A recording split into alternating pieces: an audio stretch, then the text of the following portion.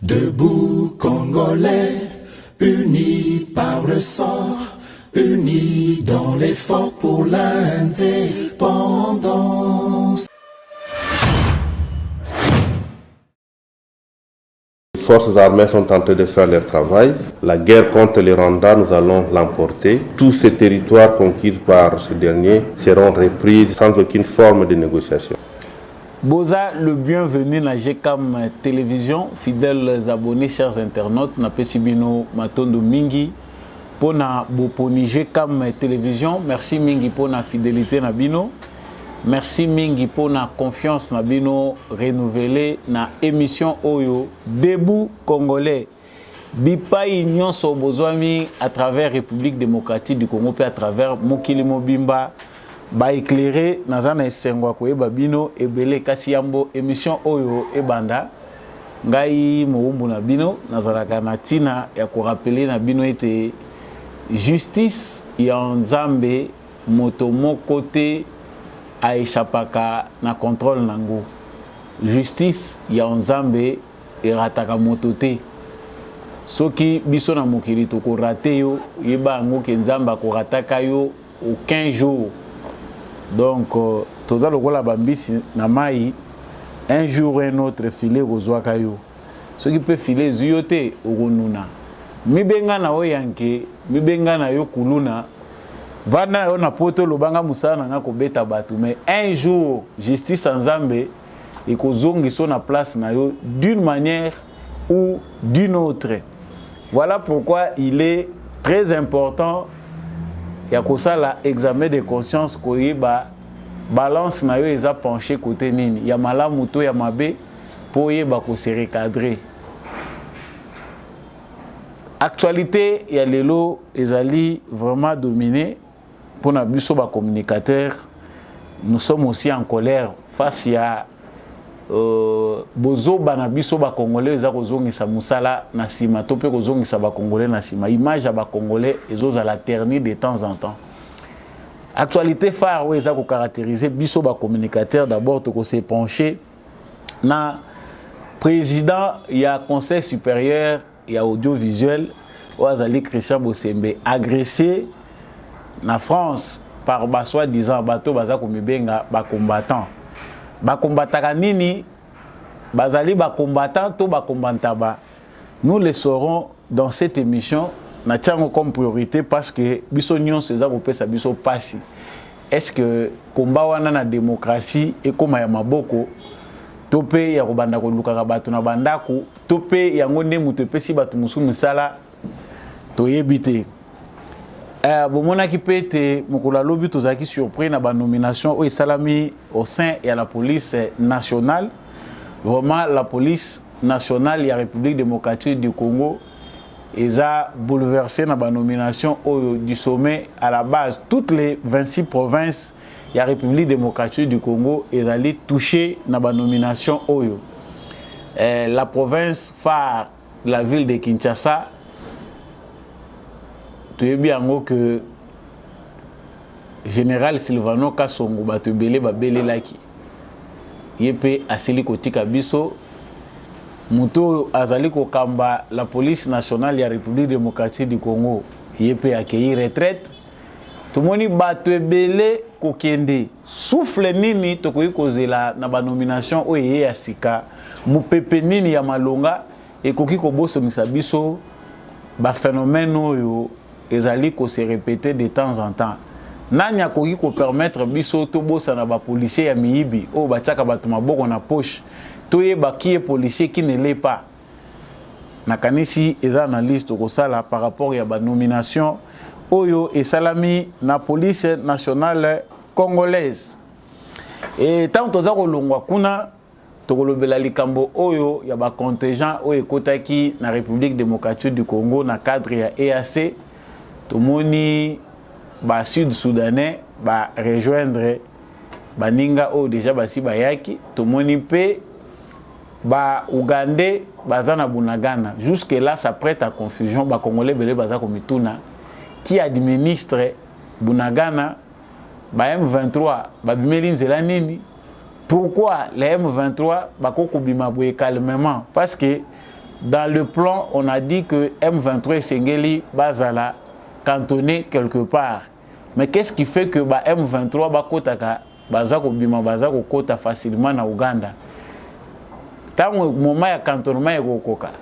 Bato bakotindela biso bakozala M23 ngo ya solo, ça sera des gens préparés ou ezali mur moko force régionale azali ko vandisela biso mitune za ya bino biano tokozo à travers analyse tokosala sika awa na ebike ba question mususu ezoleke l'attendement na biso. Mais moi lumière ya moke ko ikobima à travers analyse tokosala na bino awa to ba pe ke Uhuru Kenyatta azali favorable pour la intégration ya M23 na kati ya processus ya Nairobi après retrait na bango na Bunagana pe na 3 agglomérations de Masisi. Donc rébellion wana bango ba annoncé ba M23 ba annoncé que kiwanja d'ici le 15 avril nde bakotika yango. C'est au-delà de la date butoir au bachelaki bango il y a le 30 mars et c'est l'équipe à en avril bazali ko repousser les sous de 2 semaines pour donner une autre date au bango bakoya ko céder kiwanja. Coup de théâtre nini penda tozali kozela na gouvernement na biso pour azwa mituna na bino yango naza ko bandela awa pour Félix Tshisekedi abenga na force régionale ezali ko senga nini pour mettre fin na likambo ya force régionale ezali ko senga nini basoda musu bazoya ko sala nini ba inquiétude ezali ebele mais toza ko luka sagesse pour tozala éclairer yango tina ya émission na biso. Ordonnance numéro 23/042 du 30 mars fixant la liste des jours fériés légaux en République démocratique du Congo. Ordonnance signée par le président de la République. Touébake à travers ordonnance wana mukolo ya 6 avril et commis journée du combat, journée ya Simon Kimbangu, journée du combat de Simon Kimbangu et combat africain. On va y revenir.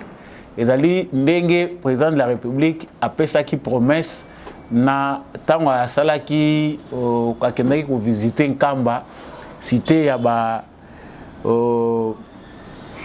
adepte nyonso bato ba croyaka na église de Jésus-Christ par son envoyé Simon Kimbangu. Président de la République tango akendaki na cadre ya célébration na bango à centenaire alakaki bango était journée wana commémorative et kokoma journée fériée.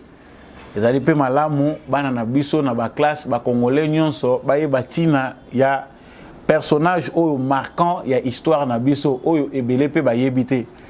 Surtout pour na biso ba chrétien biloko na bino banzambi zambi biloko ba Simon Kimbangu wana qui est Simon Kimbangu. Je reviens un peu sur cette ordonnance à Mbuyamboto silisa émission na biso. Tokosuki s'appelle Wanate, Kagame a réélu à la tête de son parti avec 99,8% pour un mandat de 5 ans. Parti politique, il y a Paul Kagame, Fonds patriotique rwandais. Et puis, si il sous mandat Moussous à la tête, donc avec 99,8%. Quel genre de démocratie dans Rwanda? Est-ce que bato bazali ko continuer ko collaborer na Kagame loko la Royaume-Uni baza ko tindele bato balobi modèle ya leadership ba exemple topé ba recommandation bango bazo salela ka biso ya démocratie ba mona ka Kagame te wana ya moto koloba pona ko sukisa vidéo wana na singela ki na ngai ko lakisa bino yango boyeba ete Jacques Ndala soki balobaka ke l'expérience rend sage expérience nyon sotende comme saka mayele expérience mususu ezo comme saka batu pe bazoba. Jacques Ndala, vous entendrez bien ces propos aza près na jeunesse ensemble soki Congo ekosenga bakabolango biteni baluba bakende mopanzi na bango baswahili bakende mopanzi na bango oya komeka na loi wana ségrégationniste tribal oyo ezali na objectif ya ko écarter le futur président de la République selon bango oyo ezali Moïse Katumbi ayeba ete Congo ekokabwana wana maloba ya Jacques Ndala. Voilà tout pour les titres qui seront analysés tout à l'heure dans le cadre de cette émission. Merci Penabino Lisusu encore une fois de plus pour la confiance au Bozo Pesakangai. Mituna et Leki Ebele, tous ces derniers temps, nous a submergé. Na ba question na bino, na ba message na bino, téléphone est tondi, répertoire est tondi, téléphone na ngai, ceux qui boyi qui ziki, et zanango ya solo, parce que na mémoire est réclamée. Vraiment, c'est beaucoup de questions. Yo lo bakaboye, tala makamweza koleka, vraiment, actualité naza kozwaka tout le temps na mitune ya bato na téléphone nanga, nazo gérer ngo lisouté.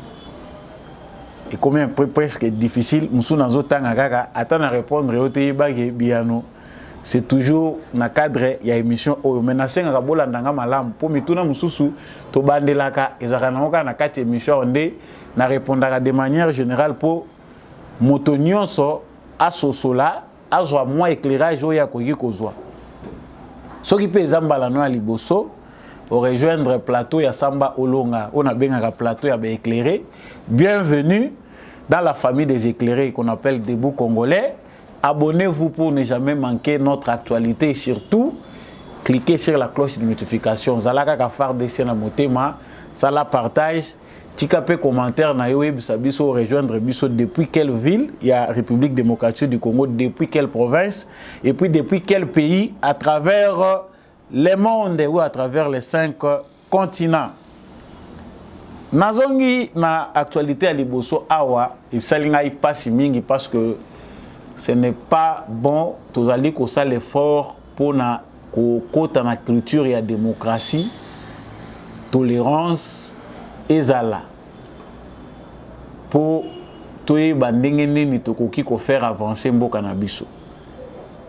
Makambo to moni lobby ba vidéo, je ne peux plus représenter ça ici parce que ngai ezopesa ngakanda c'est que ndenge topesa ba information boye tozali kopesa bino ba information eza na bato bazwaka biso possible to komi lokola ba homme à battre parce que makambo biso tolobaka eza ko sepelisa bango te bango baza komona ndenge mususu o biso pe toza ko lobeza ndenge mususu.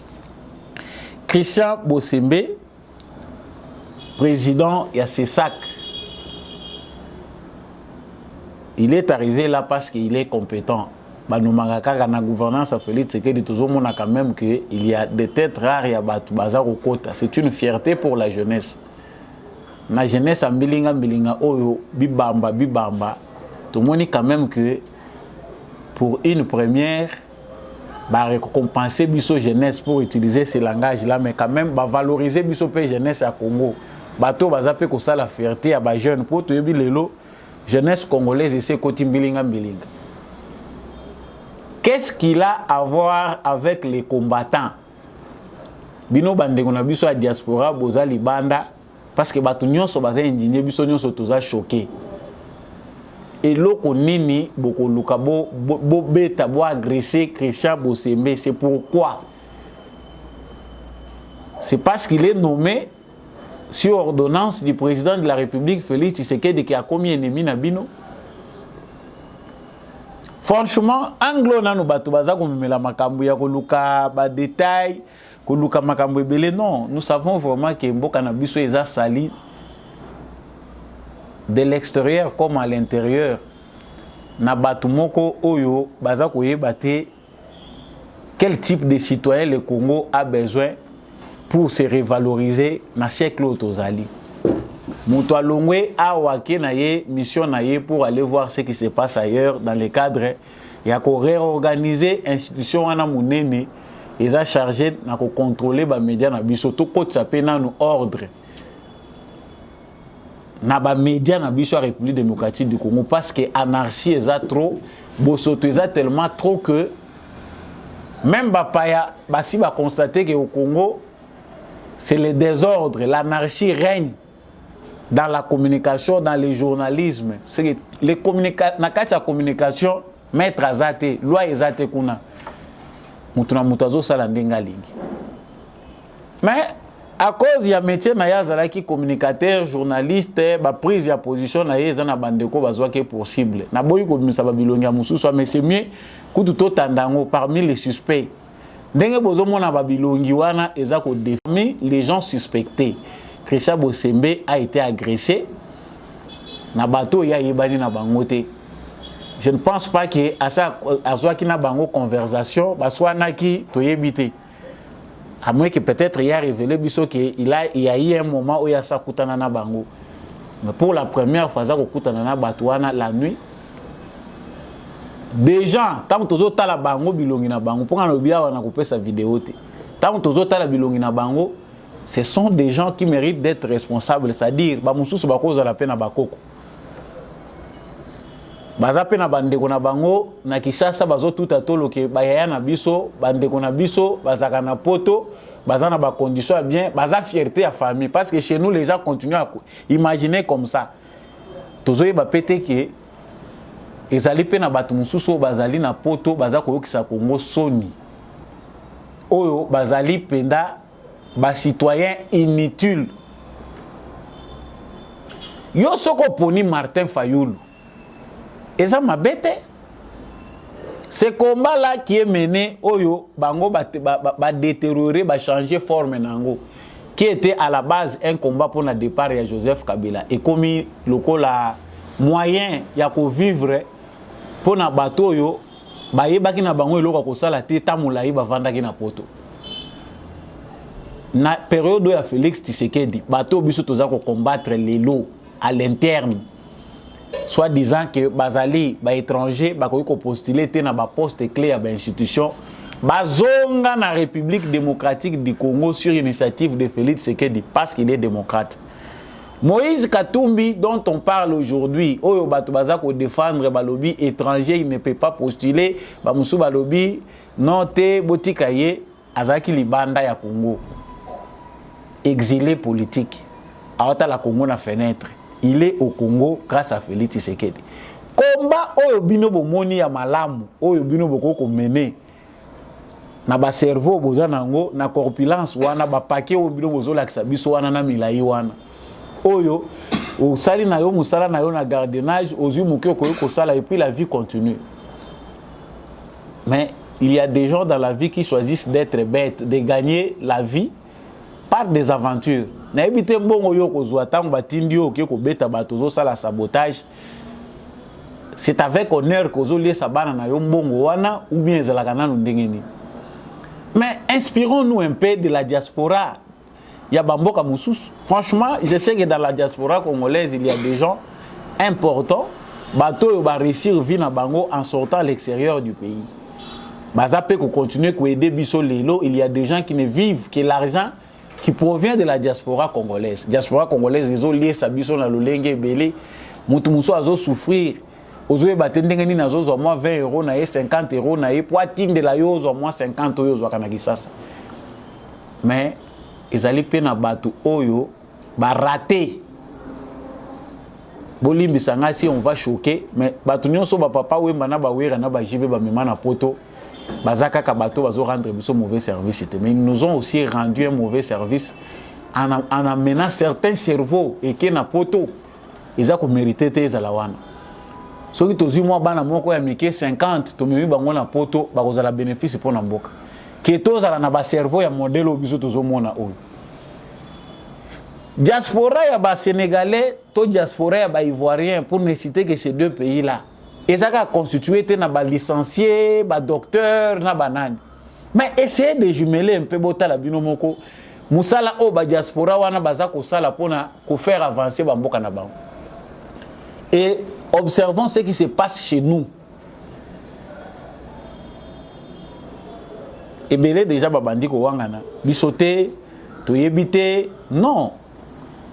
Franchement, ça fait très mal. Porte ya Congo parce que yo ko kitalisu do yo so jire na yo ke ozala zoba vi na yo mobimba okonyataka makolo na Congo te. Après boko sala bo sali boye na suka nango moni poto komeli mingai o na senga pardon pona ya kozonga na Kinshasa. Dans la vie, je ne sais pas si être bête c'est un choix.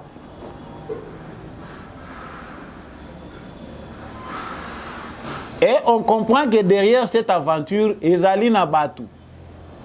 Tango balobaki likambo Moïse Katumbi awa balobi que on est en train de recruter parmi la diaspora congolaise bato basala ka ba désordre wana mikumbusu wana oyo bango bazwaka bango ka baza kofuta bango bambongo po basala ka désordre bango baza prêt ya kozwa mbongo eza kowuta de n'importe qui pour semer la pagaille au sein de la communauté congolaise de l'extérieur. Baza prêt ya kozwa mbongo et kowuta na n'importe nani. Les basenji otoza koloba na communauté congolaise bato bazali konyokola ba congolais libanda bazo bebisa image ya mboka bango wana bino boza komona. Siko yebisa ngai tina après vous gagnez quoi? Le combat était non, toza ko chasser Kabila. Même bato baza ko tala biso ba paya bazo kama biso. Kabila kei bo changer. Donc yo pose wa mukanda, il faut misa la zoba.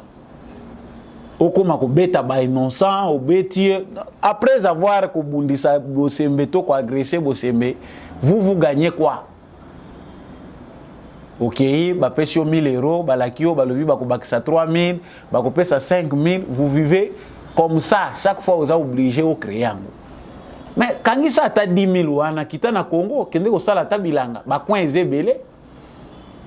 Vous préférez ko sala makambo ya modèle. Tala ba cerveau biso to tondisi na poto. Tala ba cerveau ya bande ko na biso, soki o moni mikande komi pasi na Congo. Tala bato ba komisi mikanda pasi na poto. Et comme au télémine ambassade, bazozo biso lokola banyama na ba ambassade, au télémine ba ambassade, bando télémaki. Tanto pe mukanda ngwa ba kopé sauter. Bino batu boza bozo luka mikanda bo continuer ko kende poto. Batu ba bebi sele bino ya poto tout. Voilà, ils sont là.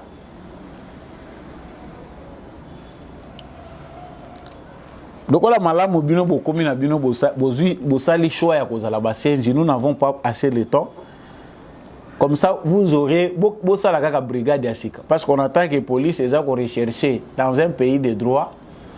Oyo boko ko s'inspirer na modèle o baninga baza ko agir kuna. Ceux qui baza na besoin ko sala marche, bazo sala marche, bazo casser ou eza na public, mais yo aussi cible un individu.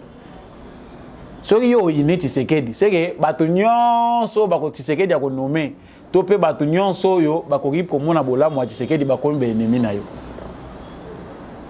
Non, non, non, non et non. Là, vous dépassez les bornes, vous avez dépassé les bornes. Et puis, et là, il y a un moment où il faut que ça arrête. Il faut que tous les Congolais se mobilisent. Qui sont ces gens-là? Et puis, on filme, en oiseau, à poster, à Bimisé Longinaye. Ah, Bonyati, c'est quand Banyatakate. Mingi ya kolobeza te mais boye bango ke Bonyati esika banyataka te époque ya Kabila il a cité que ça même époque oyo c'est vrai Félix Tshisekedi peut paraître mauvais bato Tshisekedi bazali kotambola parce que ça dépasse et comme bomona musicien moko aza koyembela ne makambo nzambe bo agresser yi bomona musicien moko ya mokili o te bango pe bazalaki po bazali ko soutenir Kabila baza ba inconscient bo agresser.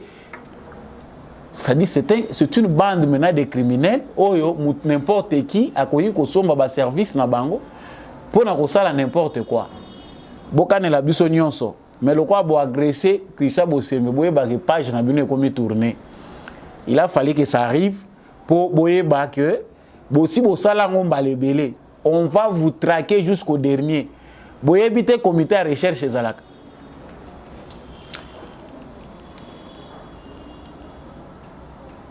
Police nationale congolaise ezali na ba nouvelle Yassika ba nomination et salami na étendu mobimba République démocratique du Congo.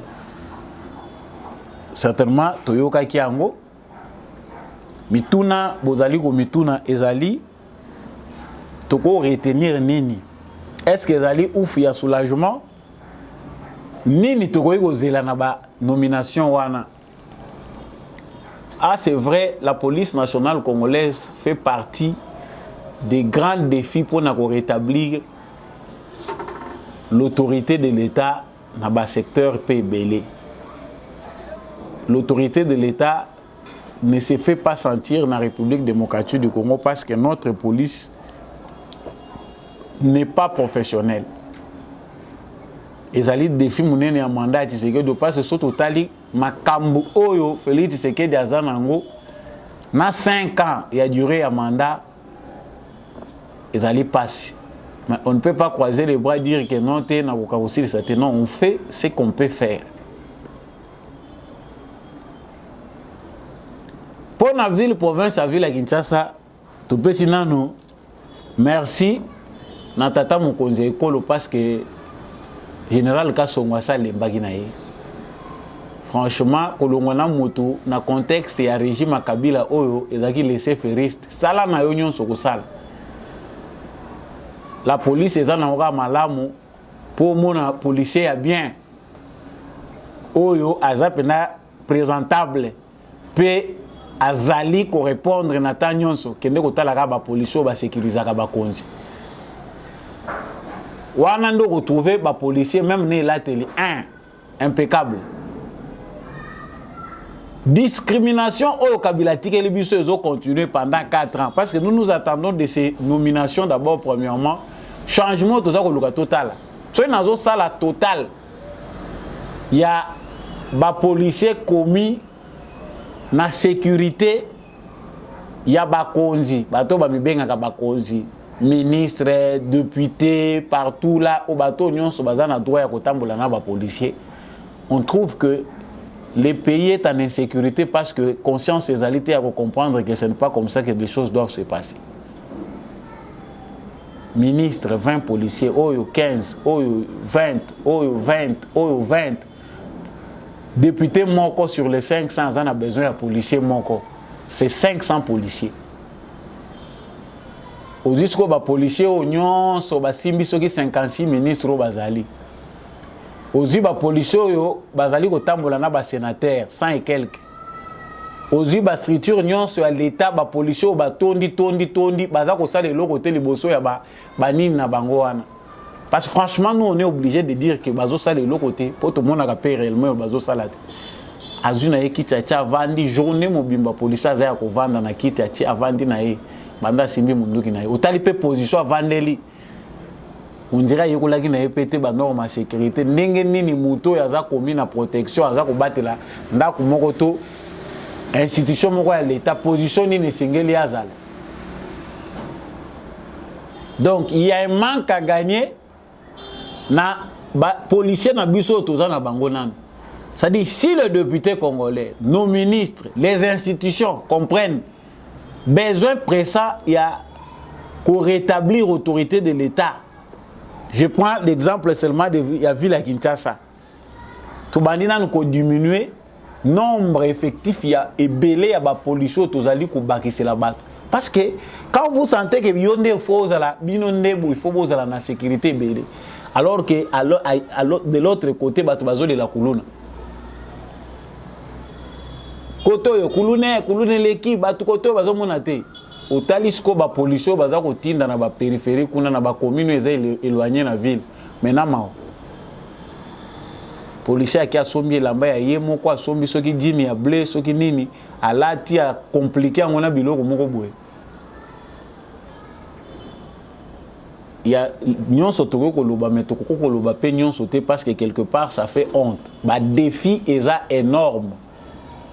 Les nominations seules ne suffisent pas, il faut une volonté politique pour réformer ya malunga et ça les manakati ya police nationale. Parce qu'il faut pour la côté de sa police, ils ont des côté dans l'armée. Hein. Dans l'armée, on part 6 mois, 4 mois, ça les comme militaire. Soit une bonne moralité, à probité, conditions physiques exactes, union c'est ça 5-6 mois. Le bas pour une opération spéciale pour un commando et autres, là on élargit la formation comme qui topé officier militaire. Mais la police est aussi un moutou oyo baner est solide, policier aza moutou aza tout le temps en contact avec la population. Il faut maîtriser ma lame mibeko parce que tout le temps aza en contact avec la population.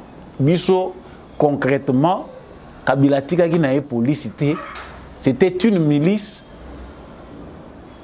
où ezali kaka na disposition na police privée ya bango défi opona kolongola ngo kolongola na mitu ya ba policier oyo batondaki na ba grade bakomaki lokola ba membre ya parti PPRD. C'est un défi pas facile. Félix Tshisekedi a trouvé des bandits, des unités non contrôlées na kati ya la police nationale. Monnaie que changement nyonso baza komeka kosala na la police. Eza komeka trouble. Balingi balongola, basu bato baza na ba grade te, bango bazaka na la police te. Yo kotaki na la police mbula nini? Ba grade na yo zwelaki yango ndenge nini?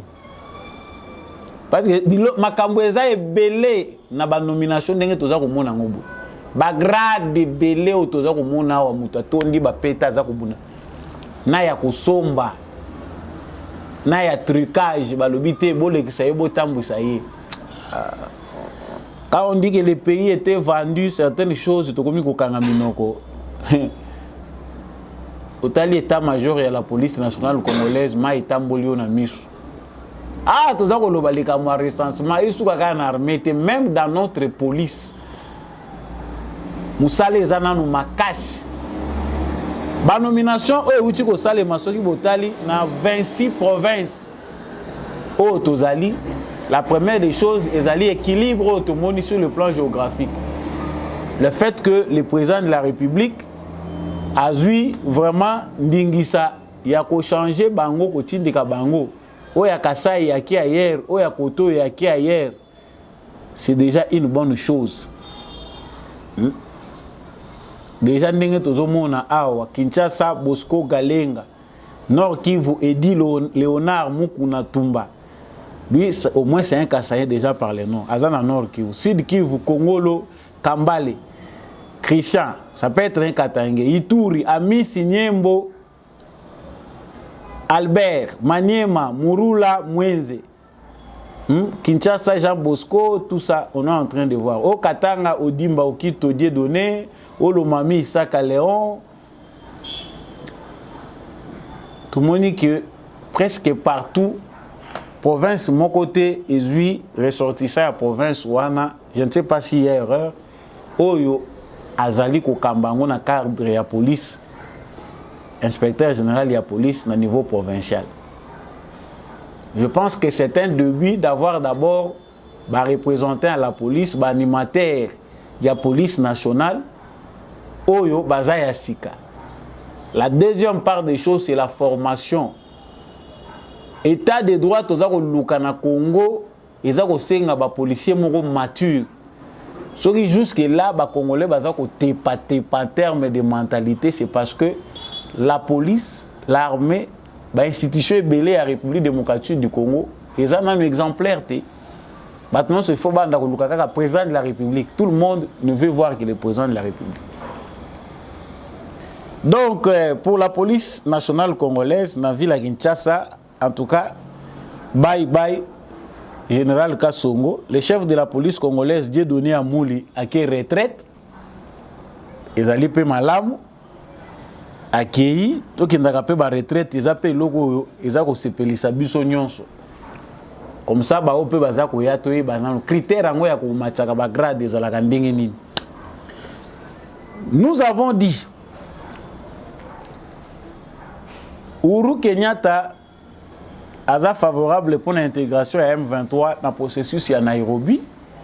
Après retrait na bango na Bunagana pe na 3 autres agglomérations, j'allais dire, de Massissi. Donc la rébellion quittera Kiwanja d'ici le 15 avril. Botuni mituna pour la nini armée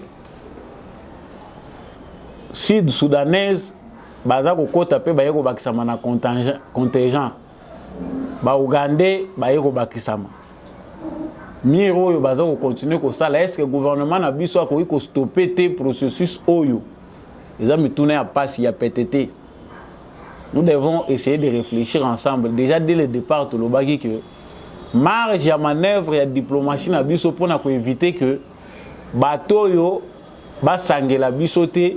Ils allaient kokende na bango malembe ko tcha bango devant un fait accompli. ya biso tina ezali kozala ekenge na mboka na biso lisu likolo ya lisu oyo ezali ba agenda na bango caché ezala na moyen ya kozala appliqué te. Nous savons que dès le départ tant bakotisaki contingent kenyan na cadre de la force régionale objectif na bango oyo balobaki te ouvertement ezalaki Goma est tombé. To sentaki yango même na badir na bango ils étaient venus avec l'objectif que Goma ekweya. Mais bakutani pe na stratégie ya armée congolaise, stratégie ya gouvernement na biso ya ko associer ba agent moko extérieur oyo bango yo kaki na Kigali baleli o RDC azo travailler na ba mercenaires. Mais Congo eza mboka mususu. Bino pe bozana mboka na bino. Soki ba Congolais ba engagé ba instituteur étranger ba ye pona ko renforcer FARDC. Bino eza ko inquiéter bino na nini. C'est que objectif na bango ezalaki que Goma est tombé, mais ba sentir que gouvernement congolais via l'armée les services de renseignement va renforcer ma casse service de renseignement pe ba mouvement ya FARDC pour faire un bouclier autour de Goma que Goma est tombé. Si notre gouvernement ne travaillait pas na kanisi bosi bolanda ka on a ba médias ebele ou déjà balobaki ah ici li Goma ezo kweya bolanda ka ba communicateurs ebele ils l'ont dit. Goma ezo kweya kalate ici limbo kekei Tshisekedi azola la pongi Tshisekedi bitumba mususu yo zotala ozomonaka oyo ozomona mais loko bazowela na se na CP makambo eza kobundama yo za komona ngote. Donc au moment où on parle, le Congo était déjà engagé dans un processus parrainé par toute la communauté internationale. Sortir de ces problèmes ezalité kuya olamuki na tongo mbala moko lobi to sengi mbala moko ba mbala mboka na biso Congo eza malité. S'il vous plaît bandeko tant to sala ka ba analyse ne faisons pas de comparaison où ezali basé sur la raison té. Le Congo a ses problèmes. Si au Mali France ndé mutazo ki ndeko mobiliser baninga qui était boko telangai il faut to quoi to à genoux États-Unis botelemi to à genoux ba dirigeant malien au bazali ko bundisa bloc na biso mais au Congo ba ko benga mutu te bango nyonso baluka balela wana contingent sud-soudanais yé ba Ougandais ba koti M23 à Bendani. C'est que les Congolais craignent ezali ba mouvement ya M23 ba entrer na bango na ba sortir na bango à partir de l'Ouganda. Ouganda a facilité bango ba entrer na ba sortir.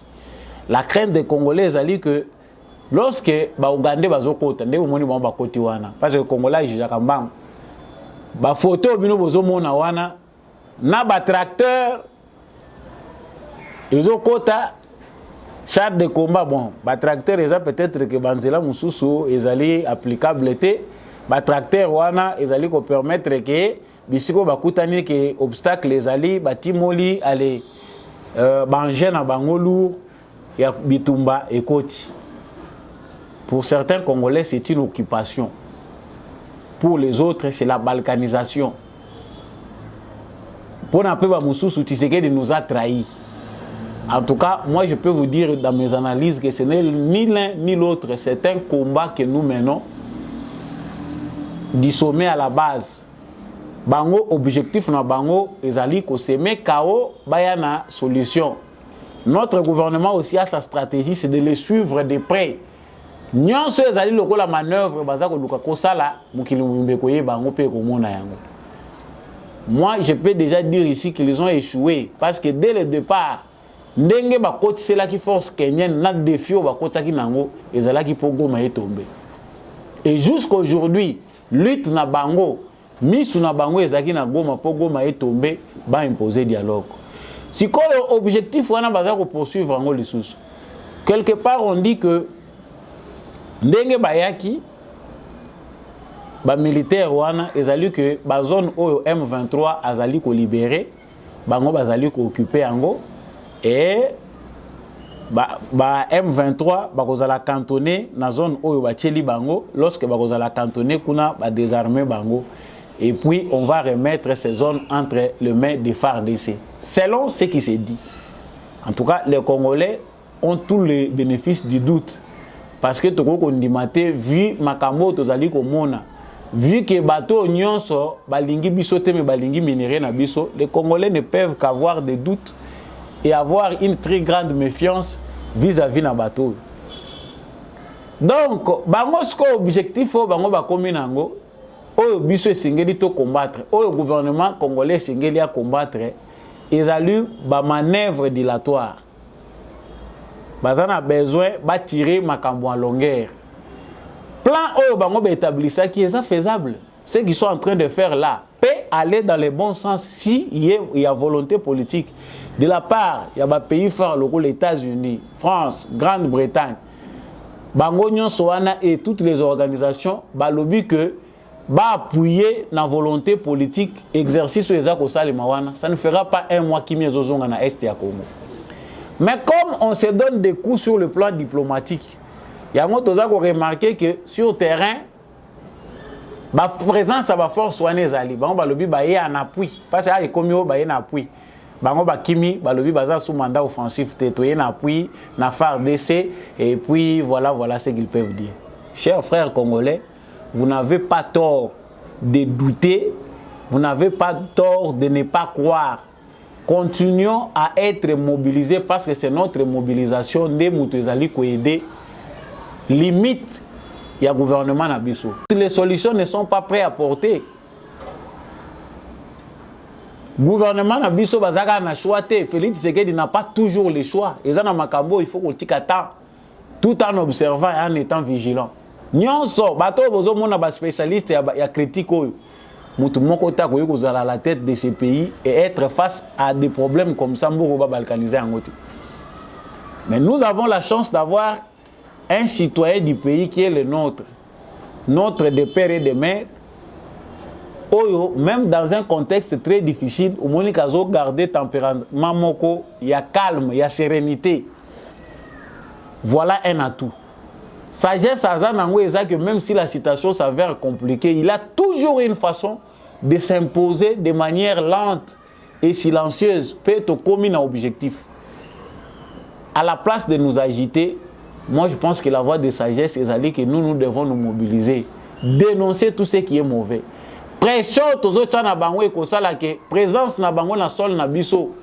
Il faut basala oyo ezalaki conclu dès le départ. L'armée sud-soudanaise batondi na banini. Et loko to côté le mela ezali que mandat na bango ya 6 mois ici on ne peut pas renouveler le mandat tant que tozo ko mona clarté. C'est ça biso ba congolais faut toter le mambo eza ya biso. M23 balongwe na Bunagana balobi FARDC ayate baza ko kende ko bendana balobi et comité le 15 avril pona kiwanja. Et vous verrez que avant babanda ko kosa théâtre ke o baza ko longwa, ils ont cherché à reconquérir d'autres territoires pour exala d'office lokola ba territoire na bango oyo bakotika na maboko ya EAC. C'est un plan, c'est une façon, ezali ba injonction, ezali makambo bango ba orientation bazo de la part ya Kagame. Sachez bien que tant wana nyonso toza ko perdre ezali na bénéfice ya Kagame. C'est-à-dire ko aggraver situation, ko bakisa kaka ba problème, baza ko traiter oyo, oye na ba réfugiés. Baza ko lobela likambo retra ba M23 opposé mususu. Ça fait partie des stratégies ya Kagame ya ko bakisa tango ekoma ebele. Plus il gagne du temps, plus il souffle à ça benda paiement lobby na melaki paiement muto alinga sutu kisangana longo na pouvoir au moins je peux gagner du temps dans le désordre qui se passe chez lui pendant que tout le monde va chercher comment régler. Moi en tout cas je vais aussi chercher à faire ce que je suis en train de faire chez moi. Donc pour ceux qui posent des questions na kanisi mituna nyonso bokotuna ba réponse ko utaka ka ipana ngaité parce que franchement il y a une marge de manœuvre. Ndenge na continue koloba o esengeli to tike la gouvernement na biso. Si Tshisekedi trahit les Congolais, nous le verrons. Il a prêté serment. S'il trahit les Congolais, bato baza koloba ki a trahir. Ah, là où vous ne pouvez pas croire à nos analyses, à nos informations, laissez le temps convaincre. Trouvez qui a tort, qui a raison. Parce qu'ils ont la cabo. Tshisekedi atekaki mboka na Kabila, Tshisekedi basali deal na Kabila, andimi Kabila dirigeaka mboka yaza l'étiquette. Aujourd'hui, c'est Tshisekedi le dictateur, c'est Tshisekedi qui ne veut pas la cohésion nationale, c'est patati patata, le président postiche Tobo Sana. Sagesse, et la Canadon, il y a patience. Sagesse, et permettre à Moutouké à souffrir pendant qu'il a préparé de manière efficace vengeance naïe. Sagesse n'est pas ça la vengeance et à la plat au Moutaza Kolia froid. Makambo c'est que des accords ça l'union ce que vous allez étaler un espace public. Simplement il y a la réplique congolaise qui se prépare. Réplique Ezali. Pendant que le monde voit que Makamounion sort Ezali, parce que pour la plupart de nos frères congolais, les taux se resserrent, nous avons perdu le pays. Au Tchelinga na commentaire au lobby na moni commis trop tard. Nathan Rabino, nyon so bozako koma au lobby c'est trop tard. Mboke zako kende oh bolobi. Oui, vous avez droit à aussi s'affaiblir quelque part tant aux autres là bas événement ou comme il peut une capacité d'analyse. Franchement, chers frères congolais, attendons-nous à des surprises. Tshisekedi est un homme qui surprend. Kaka batouana ndenge banyaki nataki makolo na bango et pas na biso. Ce que ne savent pas c'est que à l'interne ça s'organise contre vents et marées. Tokoleketa pour yoka ah bobong s'armer na bino oh professionnalisation ils disent ça. Mais tant démonstration de force que ça les manaba FARDC, la guerre va finir sans coup de balle. Ça nous devons le retenir. Kaka ndenge Félix Tshisekedi accéda qui n'a pouvoir sans qu'il y ait coup de balle. Batu balobi ote ba négocier qui a tekeli bango eloko. Non.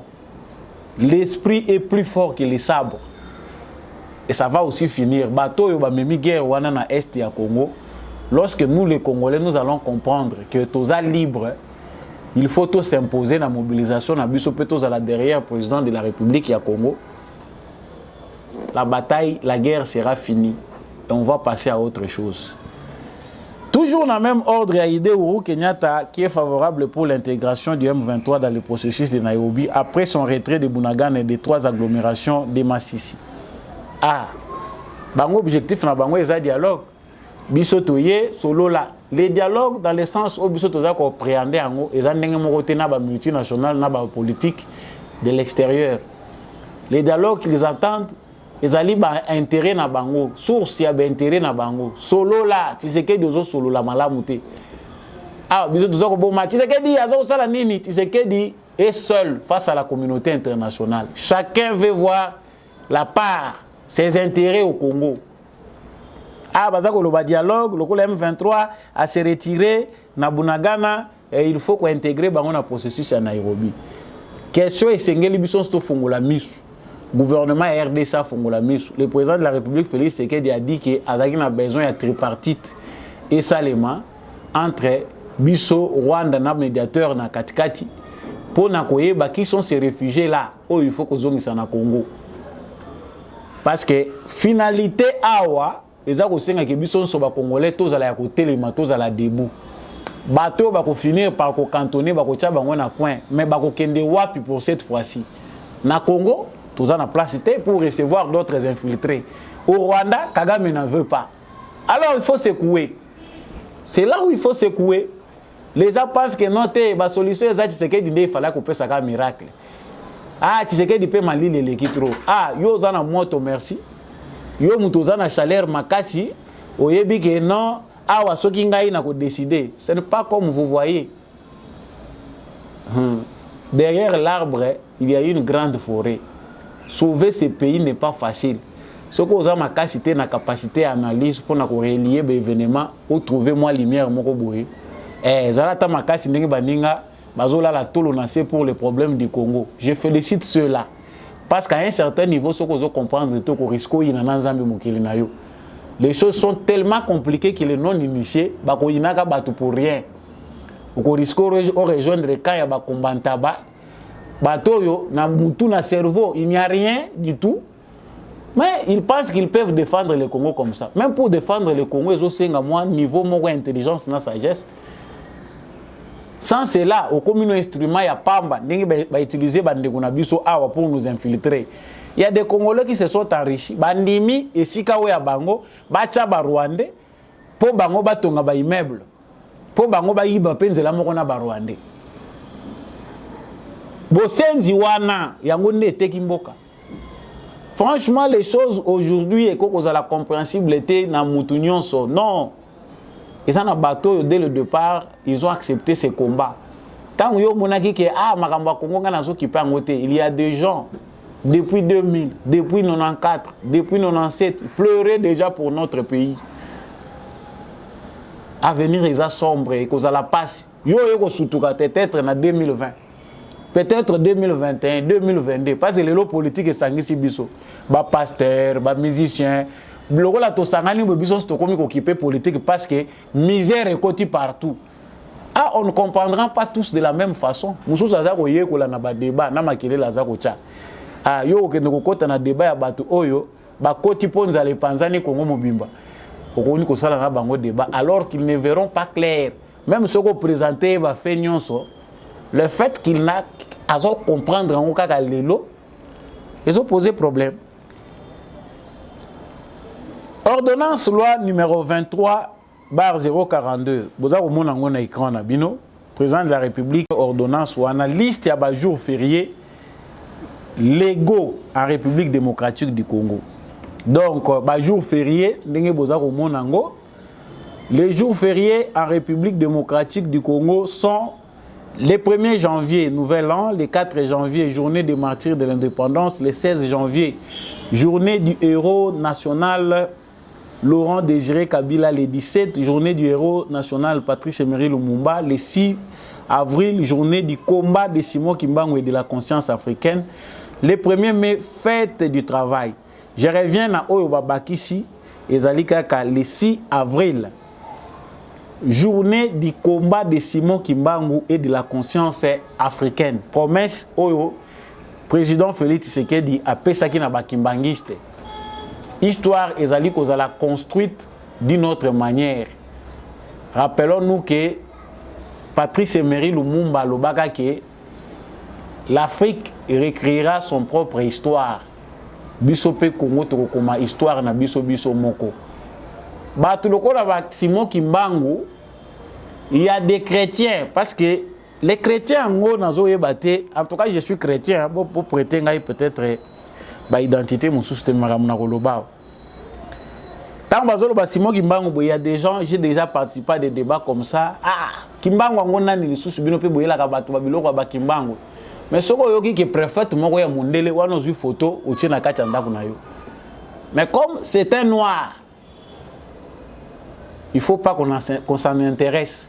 Bana na yo na classe batangisa bango ba prophète mususu banani mais oyo bazaya batu mwindu ça ne nous intéresse pas wane comme les gamba batu Dieu de noir. Ah wana biloko ni na binzambi na bino wana. Non, même Jésus avait sa famille.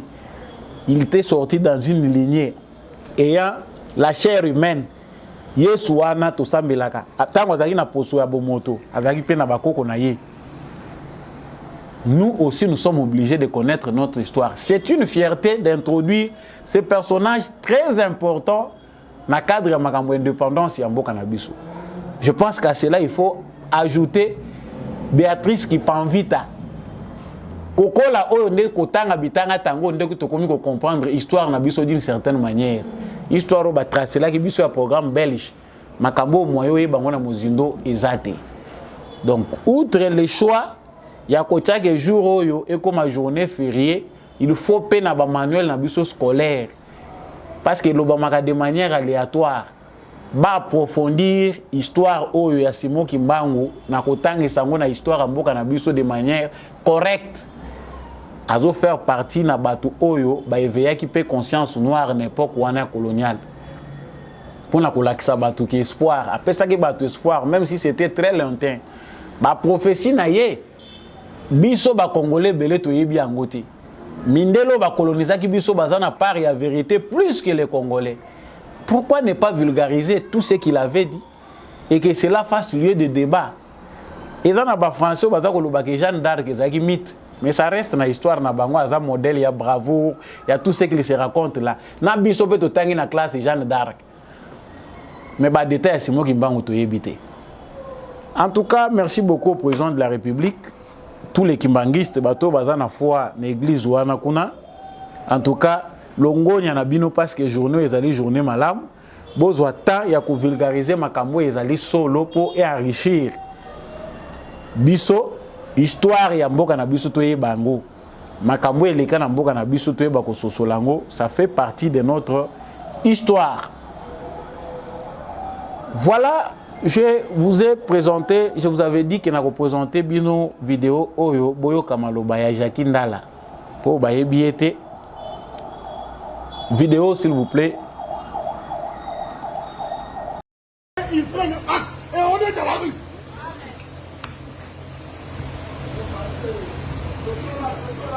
Arrêtez, arrêtez.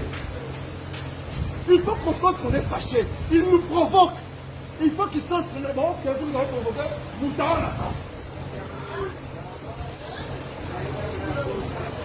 Moka oyo soke tokabwana, loi le au kabola yango. Comme ça, bakasai toke malfa la kasai, bakatani au tikalewa, bakabandu bakena bandu. Comme ça, bakongole de faire la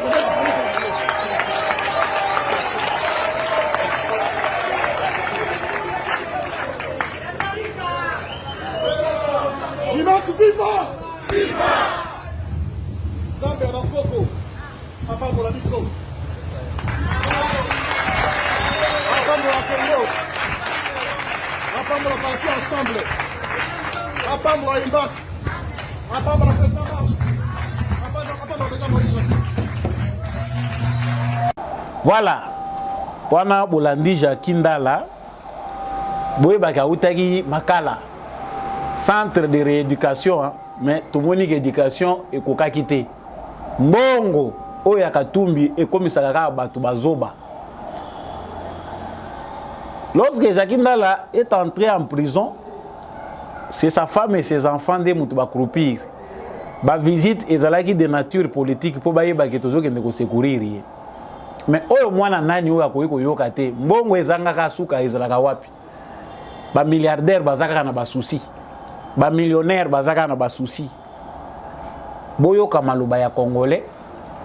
Pour un juif zambien italien qui a plusieurs identités, oh ceux qui le louent indi na Congo, azana bisika ko kimela. Un congolais se permet de dire que ceux qui Congo ko kabwana et kabwana comme ça ba katange batika la côté na bango, baluba ba kende pe côté na bango ya bango, bato ba nununa ba Congo ba kende côté na bango. Mais franchement, mbongo yo mutazo ko zona kibolole akanisi eza ko edeye ezande ko bebisa batu mitu. Sko batu ya modèle ya boye, comment ba étranger ba ko respecter biso? Pour un problème simple qui ne nécessite même pas de débat. Au Congo, tu as obligé to bandela pour basenzi baleki. To ko lobate ke zanzala parce que Jackie Ndala ne dort pas affamé chez lui. Dans son métier de chroniqueur, akokaki abandai ko liesa kaka mwasi na yena bana na ye. Il était bien vêtu. Mais le gola mbongo yo ya koluka gain facile. S'il vous plaît, ne soyons pas matérialistes parce que total matérialisme côté zo comme sabato. Vous êtes prêt à devenir une femme yo za mobali ya mutu mais na buto comme mwasi ya mutu mususu. Parce que tu as besoin de l'argent. Si vous monique aux matérialistes, aux autres qui vivre dans mon cœur, aux moi 300 na yo na moi. Contente-toi de ce que tu as. Il y a un temps pour toute chose. Tu vas toujours arriver quelque part. Voilà la conséquence. Il y a kolinga kozwa place autokité. Il y a appuyé à sangisi, aza obligé à zobino le roi va travailler, bazuma lo baba chelo na monoko. Non, Congo et Kokabana. Non, Congo et Kokabana. Il y a des gens qui vont mourir, ils laisseront le Congo un et indivisible. Pour ceux qui sont qui osent kaniso qui na makanisino lobi ah mboka ngosuka suka ba kabola ngo ba ko kabola kangote. Tango ezalaki kutu grave ba parti wana nyonso bozomona occupé. Congo ezaki divisé te ko za diviser lelo. On comprend que c'est le pouvoir de l'argent face à quelqu'un qui n'est pas préparé. Et baza comme ça ebelé bakoya ko salela bino campagne wana pensant que ezali makanisi na bango na cadre de démocratie baza ko pesa alors que ezali effendé ya bambongo bazali kozwa. Lui ne fait que justifier son argent. Mais il y a des pauvres citoyens au bakoyoka ye bakanisi pe que ya malonge eza ko bimakuna.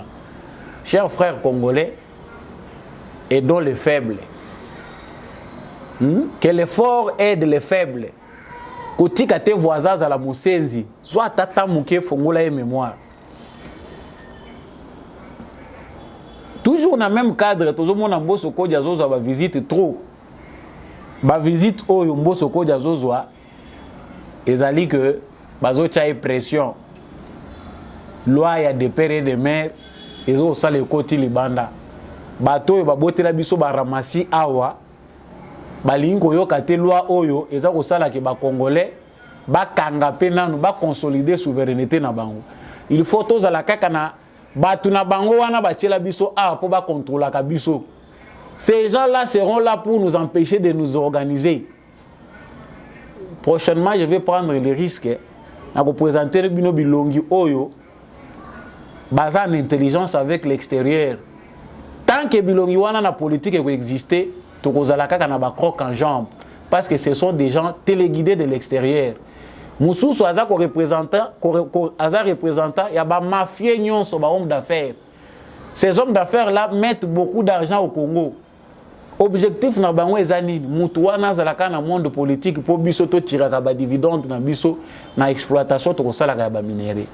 Vous avez compris, chers téléspectateurs, que je suis arrivé à la fin de cette émission. Ya tina pona ngai ezali tozala bomoko tozala lisanga soki pe maloba nange sepeli siote limbisanga tozala ba congolais oyi pe koleka lobi pe obosani ngai problème ezate mais biso toza ko pesa éclairage oyo ko sala que congolais nyonso te esengeli alinga kaka Tshisekedi congolais nyonso te même nzando akeli mokili azwaki pe opposant ekela mona yemoko ya motuya pona biso Congo, c'est le Congo d'abord. Tocha nyonso pembeni, tobosa na ba parti politique, ba masanga, ba makambo bikolo, tocha Congo nde liboso, yango nde mutu kosala que to bima vainqueur. Mutu na mutu akozwa par na ye kaka soki Congo elongi. Wana nde zaki maloba na ngai suka na pesi matondo na ndekombi ya Chako azaki na sima caméra oyo. Po émission oyo ekomela bino. Merci mingi na Apôtre Gérard Kabeya pour la opportunité na chaîne GCAM Télévision. Merci mingi na l'homme de la vérité des urnes Jean-Louis Timbalanga. Merci na maman Lisette Mongendou, papa Boniface Mpunga, monsieur le maire radio, merci beaucoup.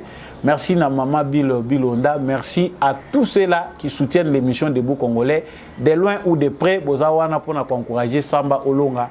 Que vous soyez à l'extérieur du pays ou à l'intérieur du pays, je vous dis un grand merci. Partagez cette émission, soutenez l'émission si vous en êtes capable pour être Debout Congolais et Koba, côté les Misabende, les Kolo Congo, Musika Penda. Émission ce que c'est pour ça qui tika commentaire, ça la j'aime na yo, nana bino, tout mon ami na prochaine émission.